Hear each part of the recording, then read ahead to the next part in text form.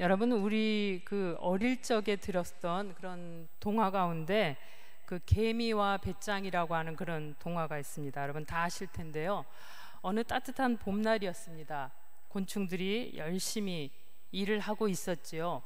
그런데 배짱이가 그 일하는 그 곤충들 사이에서 빈둥빈둥 돌아다니면서 여기저기 다니며 즐겁게 노래를 하고 있었습니다. 그렇게 놀면서 열심히 노래를 하다 어느새 여름이 되었지요.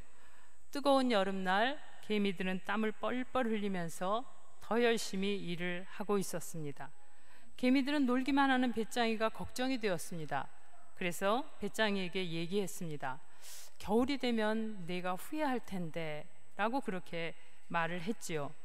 그런데 배짱이는 개미들의 말을 들은 채도 하지 않았습니다. 여러분, 드디어 너무너무 추운 겨울이 되었습니다.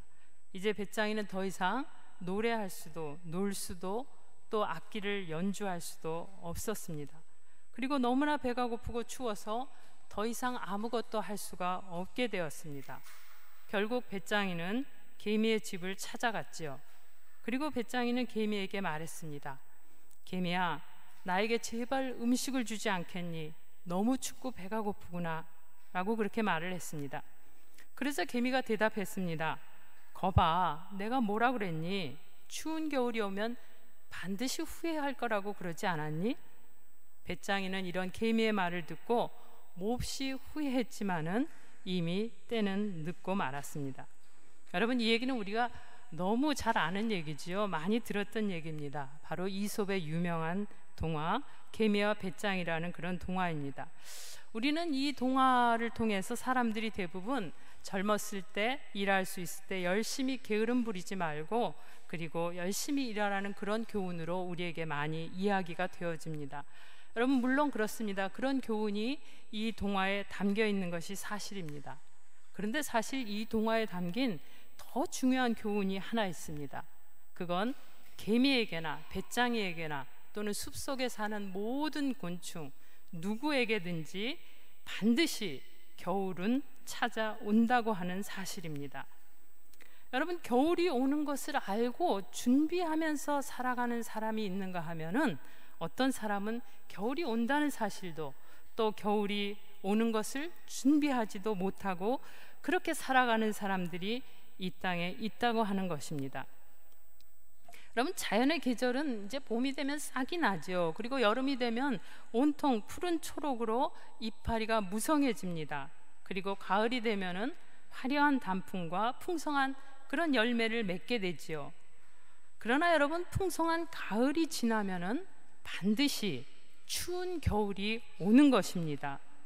여러분, 대부분의 그 동물이나 식물들은 심지어 그 개구리, 박쥐, 다람쥐 같은 그런 작고 미약한 동물들까지도 가을이 되면 겨우살이를 준비를 합니다.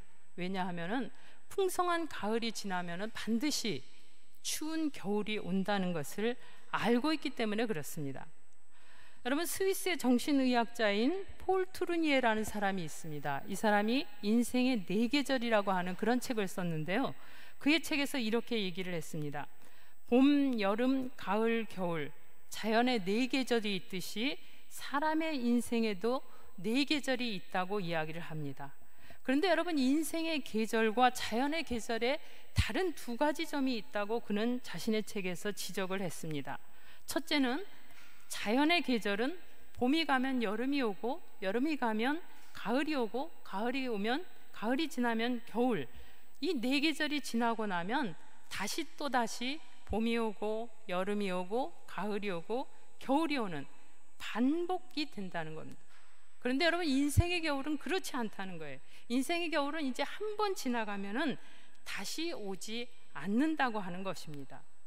두 번째로 자연의 계절과 인생의 계절의 다른 점은 자연의 계절은 봄이 가면 여름이 오고 여름이 가면 가을이 오고 가을이 가면 겨울이 오는 그런 분명한 순서가 있지만은 인생의 계절은 순서가 없다는 거예요.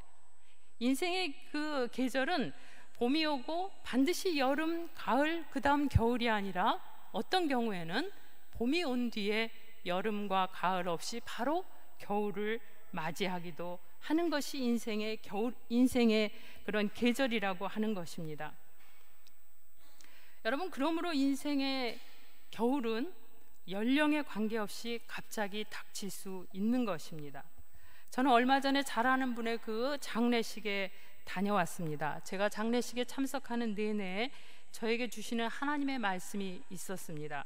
바로 사도 바울이 죽음을 앞두고 그의 사랑하는 영적인 아들 디모데에게 보낸 그 마지막 편지였습니다.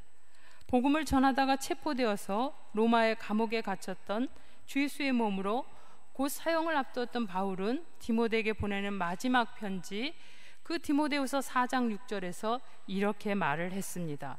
전제와 같이 내가 벌써 부어지고 나의 떠날 시각이 가까웠도다.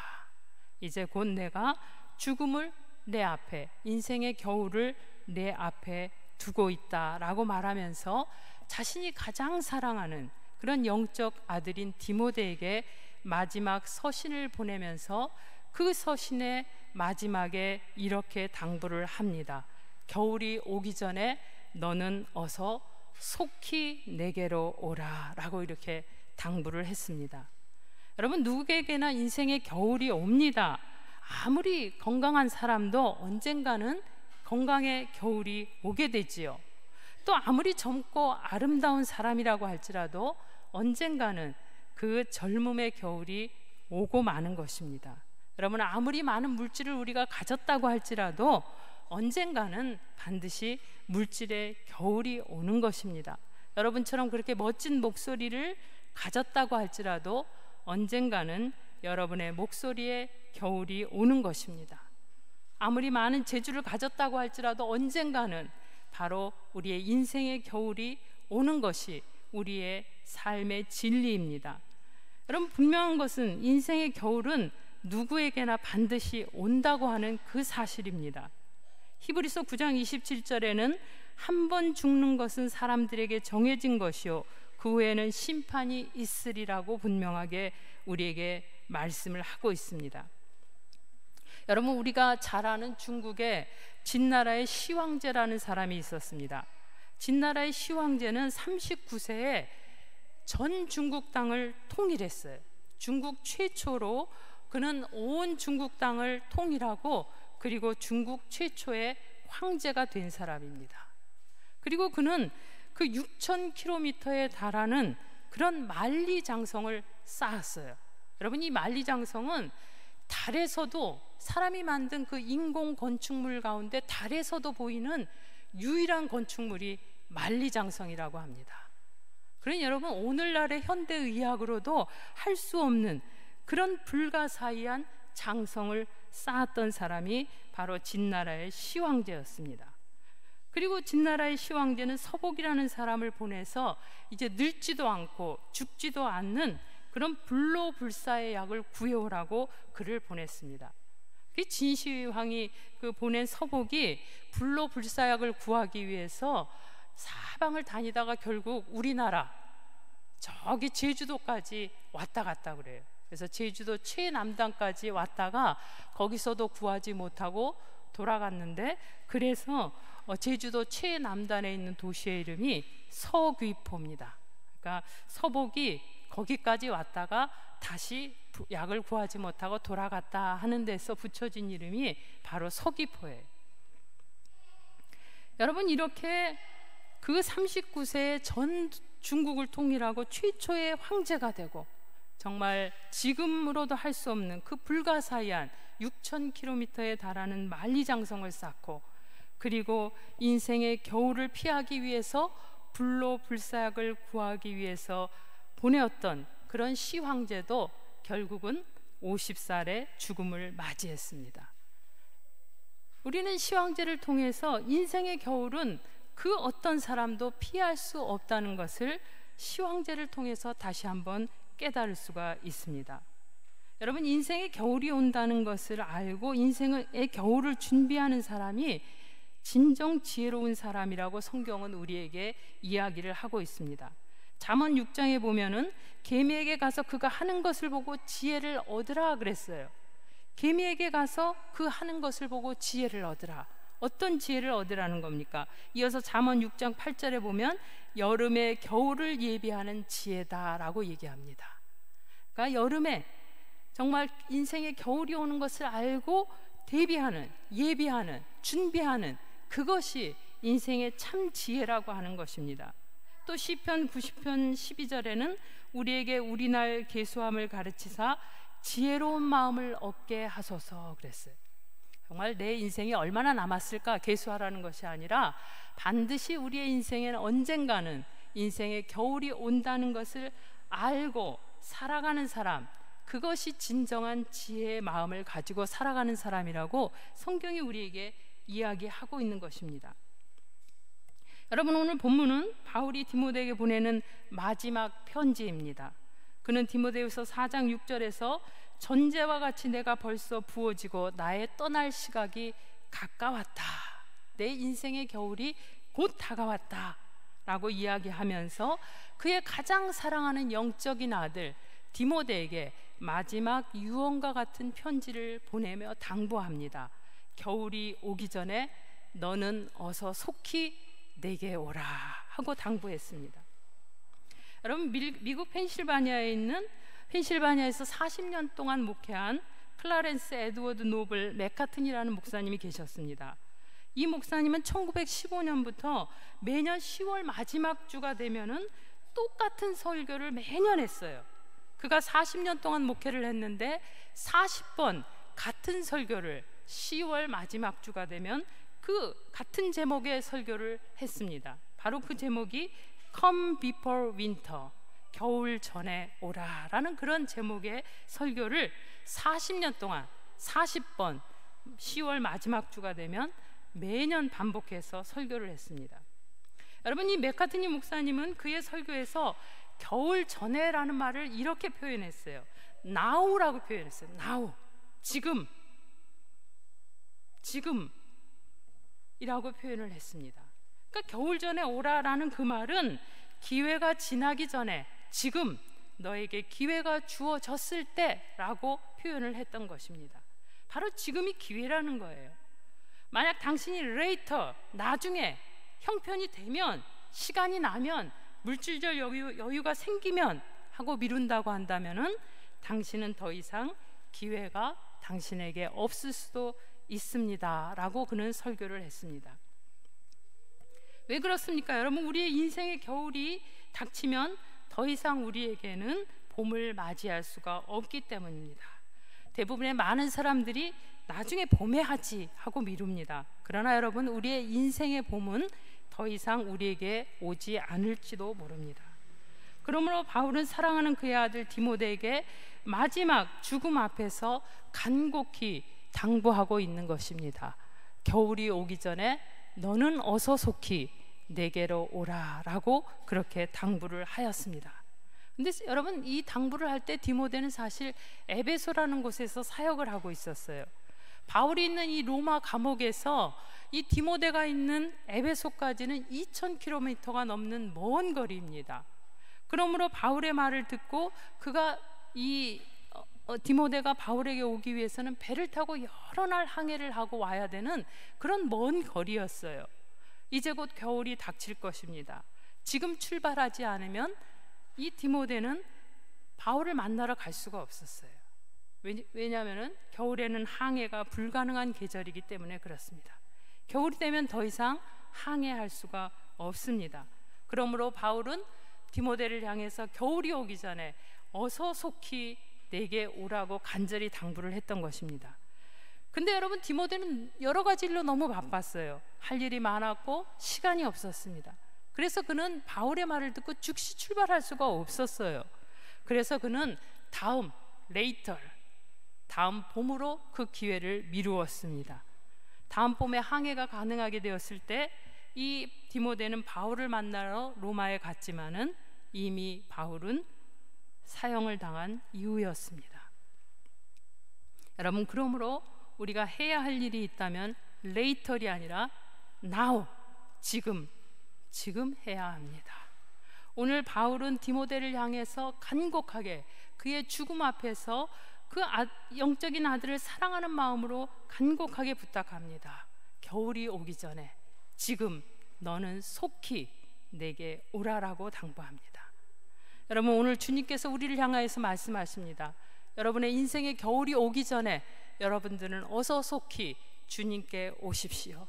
주님께서 맡겨준 그 일을 later, 나중으로 미루지 말고 now, 지금 하십시오 라고 간곡하게 바울을 통해서 이야기하고 있는 것입니다. 여러분, 영국의 유명한 극작가인 조지 버나드 쇼라는 사람이 있습니다. 94세에 사망했는데 그가 죽기 전에 자신의 묘비에 이렇게 써달라고 부탁을 했습니다. 그가 부탁한 묘비에 쓸 글은 우물쭈물하다가 내 이렇게 될 줄 알았다. 여러분, 우리가 보통 사람들이 자기가 죽은 후에 그 묘비에 쓰는 말은 가장 좋은 말을 쓰기 원하지요. 왜 그렇습니까? 묘비에 쓰는 말은 어떻게 보면 내가 마지막 이 세상에 남아있는 사람들에게 건네는 마지막 인사이기도 하고 또 내 삶의 전체적인 여정을 비추는 거울과 같기 때문에 그렇습니다. 그래서 사람들은 대부분 내가 마지막 죽은 후에 내 무덤 앞에 세워지는 묘비에 가장 좋은 말을 쓰기를 원하죠. 그런데 여러분, 이 버나드 쇼는 그 자신이 이 세상에 남기는 마지막 말, 그리고 자신의 삶을 총체적으로 돌아보면서 정리하는 인사의 말로 우물쭈물하다 내 이렇게 될 줄 알았다, 그런 묘비명을 써서 세우게 했습니다. 여러분, 우물쭈물하지 마십시오. 여러분의 인생의 겨울이 곧 다가옵니다. 여러분이 할 일이 있거든 지금 하십시오. 우물쭈물하면서 다음에 시간이 나면, 기회가 되면, 여유가 생기면, 돈 좀 벌어서 성공하면 하고 미루고 우물쭈물하다가는 더 이상 여러분에게 기회가 없을지도 모릅니다 라는 그런 버나드 쇼의 마지막 우리를 향한 그런 인사의 말인 것입니다. 여러분, 우리가 귀가 밝을 때 하나님의 말씀을 더 열심히 귀 기울여서 들어야 합니다. 멀지 않아서 여러분들은 듣고 싶어도 듣지 못하는 그런 인생의 겨울이 오게 될 것입니다. 여러분, 눈이 밝을 때 열심히 하나님의 말씀을 읽으십시오. 언젠가 인생의 겨울이 오면 여러분들은 보고 싶어도 볼 수 없는 날이 곧 여러분들에게 다가오기 때문입니다. 여러분, 여러분의 다리가 건강합니까? 열심히 주님 전에 나와서 예배하십시오. 그리고 맡겨진 주의 일을 위해서 열심을 다해서 섬기십시오. 머지않은 날 여러분의 다리는 더 이상 쓸 수 없는 인생의 겨울이 다가오기 때문에 그렇습니다. 여러분, 아름다운 목소리로 노래할 수 있으십니까? 노래할 때, 목소리가 나올 때 열심을 다해서 주님을 찬양하십시오. 머지않은 날 여러분의 목소리에 겨울이 곧 다가오기 때문에 그렇습니다. 만약 여러분의 손에 재물이 있습니까? 여러분에게 맡겨주신 재물을 가지고 열심을 다해서 주님을 섬기고 이웃을 섬기십시오. 머지않은 날 여러분의 재물의 겨울이 다가오기 때문에 그렇습니다. 여러분, 겨울이 오기 전에 할 수 있을 때 우물쭈물하지 말고 주의 일에 더욱 힘쓰십시오. 이것이 바로 사도 바울이 마지막 죽음 앞에서 그의 가장 사랑하는 아들에게 주는 마지막 유언과 같은 당부의 말씀입니다. 이 말씀은 오늘 하나님께서 우리에게 주시는 당부의 말씀이기도 합니다. 여러분, 오늘 본문에 보면 바울은 디모데에게 또 한 가지 부탁을 하고 있습니다. 13절에 보면 들어와 가보의 집에 둔 겉옷을 가지고 오고 또 책은 특별히 가죽 종이에 쓴 것을 가져오라고 부탁합니다. 그리고 마지막에 겨울 전에 어서 속히 그것을 가지고 오라라고 말씀하고 있습니다. 여러분, 바울은 디모데가 올 때 가죽 종이에 쓴 것을 가져오라고 당부를 했어요. 여기서 가죽 종이라는 것은 헬라어로 하면은 비블리아라는 말입니다. 비블리아, 곧 영어로 하면 바이블, 성경이라는 뜻입니다. 여러분, 올 때 꼭 성경을 가지고 오라라고 마지막으로 당부를 했던 것입니다. 여러분, 지금은 우리가 인쇄술이 발달되어 있으니까 신구약 그 많은 책을 한 권에 가볍게 이렇게 묶어서 우리가 가지고 다닐 수 있게, 무겁지도 않고 가지고 다니기도 편하게 그렇게 만들어져 있습니다. 요새는 뭐 더 편해서 여러분 가지고 다니는 핸드폰 안에 신구약 성경, 게다가 찬송가까지 다 들어있죠. 얼마나 가지고 다니기가 편합니까? 그런데 여러분, 바울 당시엔 그렇지 못했습니다. 성경을 그 가죽 두루마리에 썼기 때문에 크기도 하고 무겁기도 하고 그걸 가지고 다니는 게 여간 어려운 일이 아니었어요. 그럼에도 불구하고 바울은 이 인생의 마지막 유언의 자리에서 디모데를 향해서 그 무겁고 크고 불편하고 힘든 그 성경을 반드시 가지고 오라고 당부를 했던 것입니다. 여러분, 동물들은 겨울이 다가오면 굴 속에 들어가서 동면을 하면서 겨울을 이겨나가지요.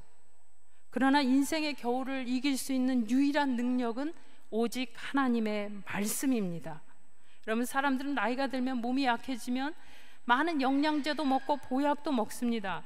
그러나 여러분, 우리 인생의 참 보약은 바로 하나님의 말씀인 구약과 신약입니다.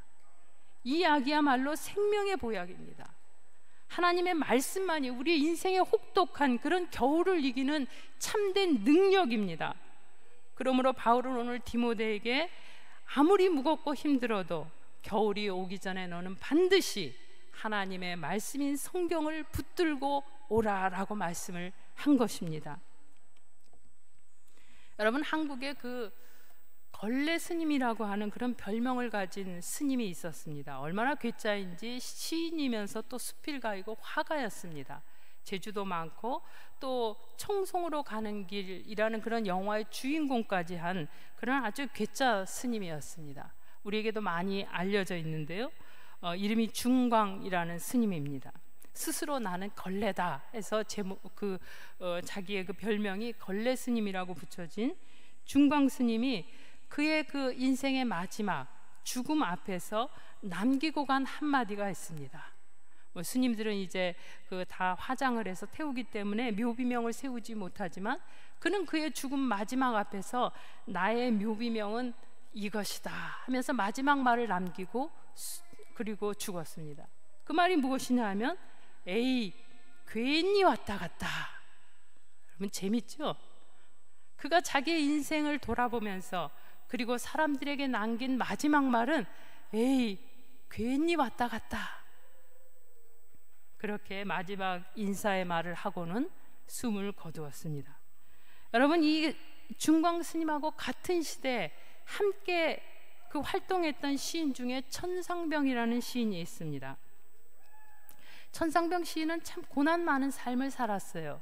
여러 가지 인생의 어려움, 가난, 질병, 또 여러 가지 고통들을 가지고 살다가 63살에 그의 지병으로 결국은 마지막 숨을 거두고 말았습니다.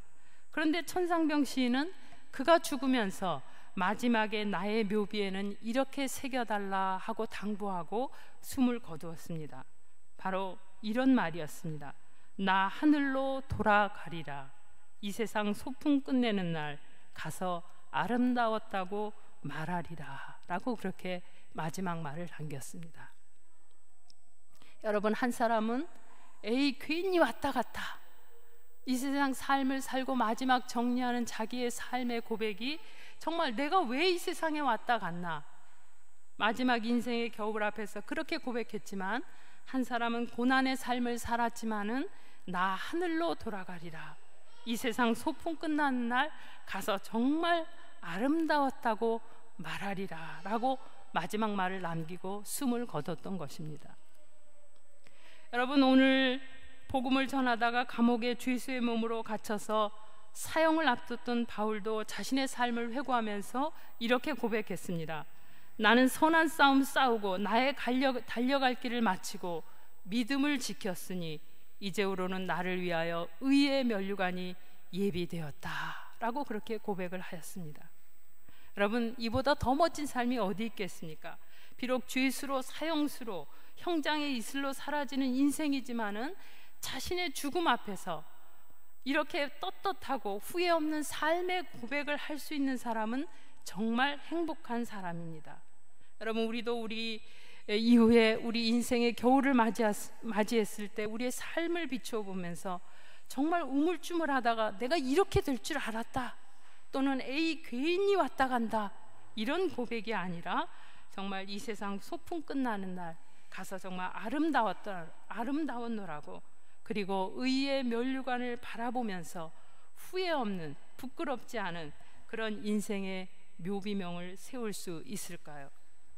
사랑하는 성도 여러분, 더 늦기 전에, 여러분의 인생의 겨울이 오기 전에 하나님의 말씀을 가까이 하십시오. 그리고 인생의 겨울이 오기 전에 주님께서 여러분에게 맡겨주신 주의 일에 더욱 힘쓰십시오. 여러분에게 더 이상 레이터, 나중에 형편되면, 시간 되면, 여유가 생기면 이란 있을 수 없을지도 모릅니다. 지금 여러분 주님의 일에 힘쓰십시오. 그리고 여러분 마지막 삶의 자리에서 나는 선한 싸움 싸우고 내 달려갈 길을 마치고 믿음을 지켰으니 이제후로는 나를 위해서 의의 면류관이 예비되었다라는 이 고백이 여러분의 인생의 묘비명이 되기를 주님의 이름으로 축원합니다. 주님 감사합니다. 부족한 저희들을 주님께서 오늘도 붙드시고 인도하시니 감사합니다. 바울이 인생의 마지막 길을 가면서 그의 사랑하는 아들을 향하여 당부하였듯이 겨울이 오기 전에 너는 어서 속히 오라 당부하였는데, 주님께서 오늘 우리를 향하여 주시는 말씀인 줄 압니다. 우리의 인생의 겨울이 오기 전에 너는 어서 속히 오라, 주님의 부르심을 우리가 다시 한번 듣고 깨닫고 결단합니다. 우리가 살아있는 동안 더 열심을 품고 주의 일에 힘쓰게 하시고, 주님께서 기회 주셨을 때 더 열심을 다해서 주의 일에 헌신케 하옵소서. 그리하여 주님 부르시는 날 의의 면류관을 바라보며 기쁨과 감사함으로 주님 나라 향해 나아갈 수 있도록 주님 붙들어 주시옵소서. 감사함의 예수님의 이름으로 기도하옵나이다. 아멘.